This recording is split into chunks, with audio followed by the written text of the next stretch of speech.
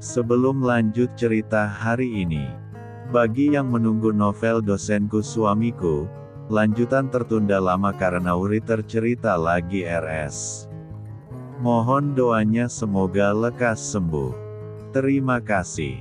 Mari lanjut. Novel mendadak menikah. Sudah hampir 1 jam Uli berselancar di ponsel milik suaminya itu. Mau berapa lama lagi kamu pakai ponselku? Tanya Arya. Sejak tadi laki-laki itu hanya duduk diam di atas sofa sambil menonton televisi. Tak ada niat mengganggu istrinya yang sedang asik berbelanja online di butik langganan keluarga Arya. Namun, melihat jam yang sudah menunjukkan pukul 12 dan Arya yakin bahwa istrinya sudah berselancar di ponselnya selama 1 jam lebih, membuat laki-laki berwajah tampan itu memperingati istrinya. Sabar dulu, katamu tadi aku boleh menghabiskan uangmu, kata Uli bersungut-sungut. Mendengar ucapan istrinya membuat Arya mendelik kesal. Sudah dikasih hati malah minta jantung? Maksudnya hanya membeli pakaian untuk hari ini saja, bukan membeli untuk 1 tahun ke depan. Kenapa menatap aku seperti itu? Tanya Uli cemberut. Arya dengan cepat menggelengkan kepalanya. Tak ingin merubah mood sang istri. Hari ini adiknya akan datang, jadi sangat tidak baik kalau Arya dan Uli sedang berada dalam mode tidak baik-baik saja. Tidak, aku hanya heran saja. Kan, tadi ku katakan cari baju untuk hari ini. Kenapa kamu malah cari baju untuk 1 tahun ke depan? Tanya Arya. Uli diam dan langsung meletakkan ponsel Arya tempat di pangkuannya. Kesal dengan apa yang barusan dikatakan oleh Arya. Ngambek? Tanya Arya saat tak mendapat reaksi istrinya. Baru juga akan berbaikan. Akan melakukan bagaimana tindakan suami istri pada umumnya. Namun, saat ini hanya karena belanjaan saja sudah akan terjadi perang dingin. Uli hanya melirik Arya sekilas. Dia merasa bahwa ia sedang mempermainkannya. Omongan laki-laki itu tidak yang sesuai dengan apa yang diucapkannya waktu lalu. Kenapa diam? Tanya Arya pada Uli. Bergeming. Tak ada jawaban apapun dari Uli untuk Arya. Malah kini ponsel itu dia biarkan tergeletak begitu saja, tanpa mau menyentuhnya lagi.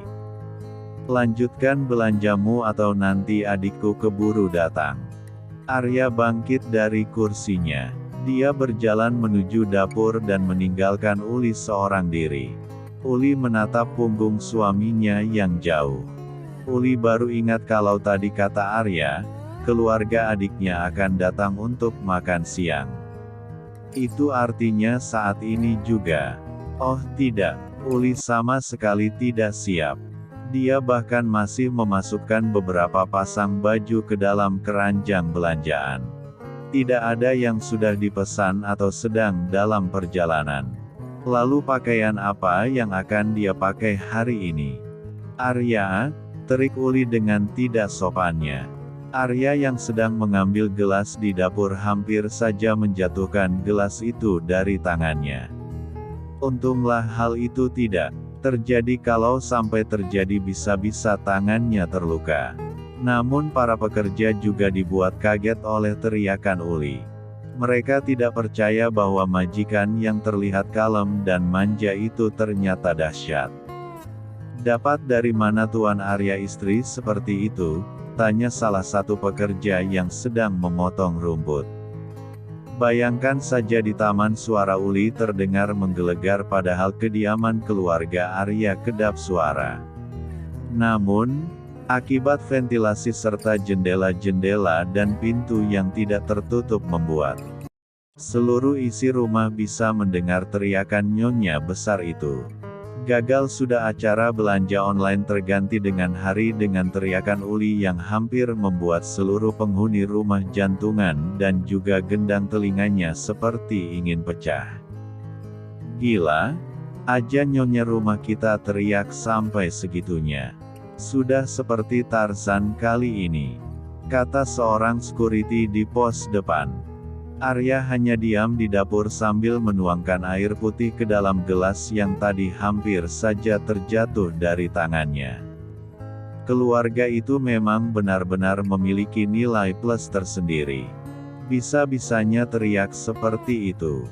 Dipikir ini hutan atau bagaimana, tapi aku sudah terlanjur tertarik pada mereka, batin Arya. Arya menggelengkan kepalanya kuat-kuat. Entah sejak kapan, tapi Arya benar-benar sudah tertarik melihat keluarga Uli. Apalagi melihat tingkah Uli yang tidak ditemukannya pada wanita manapun.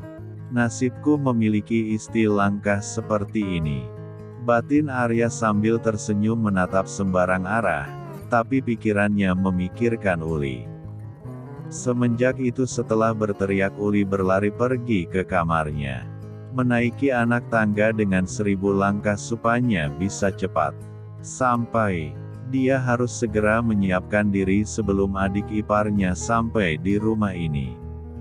Aku gagal belanja online. Aku gagal menghabiskan uang laki-laki kaya yang hartanya tak ternilai ini. Uli bersungut-sungut. Dengan rasa kesal Uli membuka koper yang belum sepenuhnya dia pindahkan ke dalam walk-in closet yang sudah Arya sediakan untuk dirinya sebelum sampai di rumah ini. Arya sudah menyiapkan segala hal untuk Uli termasuk juga menambahkan beberapa lemari kosong di walk-in closet untuk tempat pakaian Uli nantinya. Membongkar koper dan mencari pakaian yang pas untuknya. Namun, saat Uli tengah sibuk tiba-tiba saja dia mendengar pintu kamarnya diketuk. Dengan langkah gontai Uli berjalan untuk membuka pintu kamar itu. Sebab tadi dia memang sengaja menguncinya karena tidak ingin kalau Arya sampai masuk. Uli benar-benar kesal karena dipermainkan oleh Arya. Sudah bagus-bagus diberikan waktu untuk berbelanja online malah tidak pas sekali momennya. Uli tidak langsung beli.